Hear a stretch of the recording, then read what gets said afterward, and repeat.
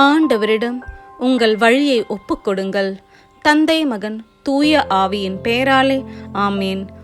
உங்கள் இதயத்தில் நிறுத்தி தியானிக்க உங்களுக்கான இன்றைய வசனம் திருப்பாடல்கள் அதிகாரம் 91 இறைவசனம் 15. அவர்கள் என்னை நோக்கி மன்றாடும் போது அவர்களுக்கு பதிலளிப்பேன்.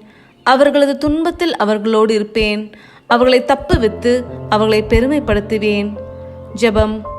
எங்களை கண்ணன் மணி போல காக்கும் அன்பு நேசரே, உம்மை ஆராதித்து வணங்குகின்றோம். அப்பா, இன்றைய ஜெப நேரத்தில் பங்கு பெறும் ஒவ்வொருவரையும் ஆசிர்வதியும். அவர்கள் மன்றாட்டுக்கு செவி கொடும். எல்லாவித துன்பங்களில் இருந்தும் அவர்களை விடுவித்தருளும். எல்லாவித விபத்து ஆபத்துகளிலிருந்து அவர்களையும் அவர்கள் குடும்பத்தையும் காத்து ரட்சியும். ஆமேன்.